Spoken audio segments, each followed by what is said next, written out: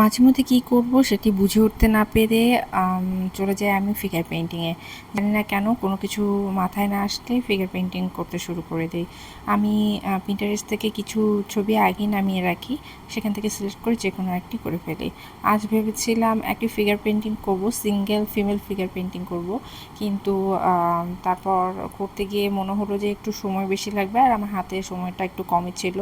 সে কারণে আমি ফিগার পেইন্টিংটি সেটি না করে এই ফিগার পেইন্টিং করেছি। এখানে একটি কাপলের ফিগার পেইন্টিং, তারা কিছু খুনসুটি করছে, ঠিক সেরকম। হ্যালো এভরিওয়ান, আমি ঋতু, কালার প্যালেট পেজে আপনাদের সবাইকে স্বাগতম।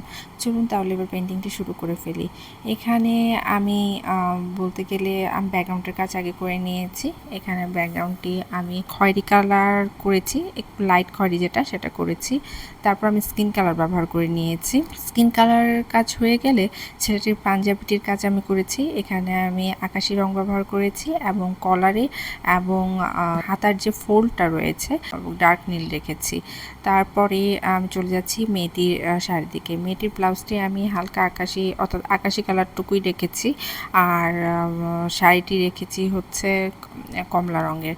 কমলা রং ব্যবহার করে শাড়ির পুরো কাজটুকু করে নেব, আর যে পাড়গুলো রয়েছে শাড়ির মধ্যে সেই শাড়ির পাড়গুলো আমি লাল রং ব্যবহার করে নিচ্ছি।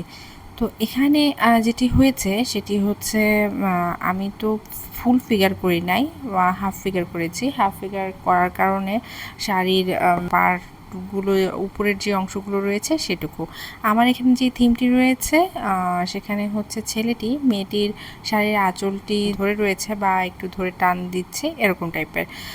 তো আমি চলে গেলাম এবার সাদা রঙের দিকে। সাদা রং ব্যবহার করে মেয়েটির চোখ, তারপর ছেলেটির চোখ, সেই সাথে মেয়েটির বুকে অর্থাৎ ব্লাউজের যে একটু ডিজাইন রয়েছে সেটা, আর হচ্ছে হাতে একটু ডিজাইন রয়েছে সেটা করে ফেললাম। তারপর চলে গেলাম কালো রঙের দিকে।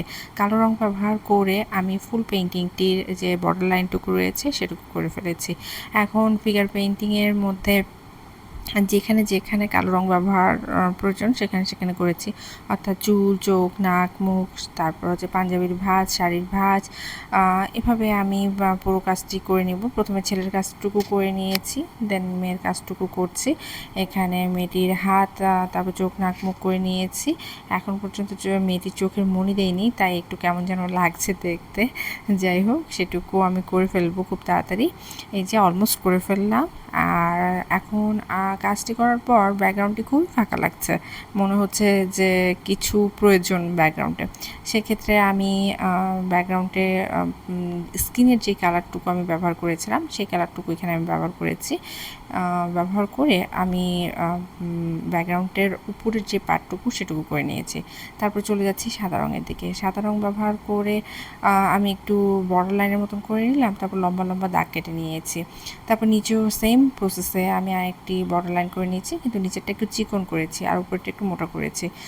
তারপরে আমি উপরে যে কাজটুকু করেছি সেটুকুতে একটু ডিজাইন করে নিলাম, আর কালো যে বর্ডার লাইনটুকু করে নিয়েছিলাম সেটুকু চারপাশে আমি একটু বল বলের মতন করে দিয়ে একটু ডিজাইন করে নিচ্ছি।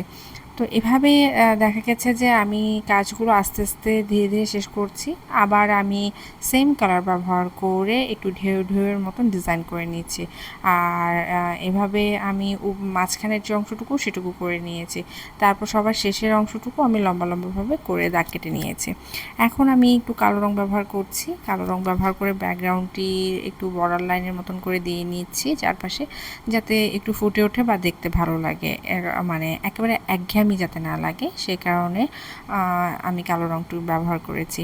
এই তো কাজ আমার শেষ। ভিডিওটি যদি আপনাদের ভালো লেগে থাকে লাইক, কমেন্ট, শেয়ার করতে ভুলবেন না। ধন্যবাদ।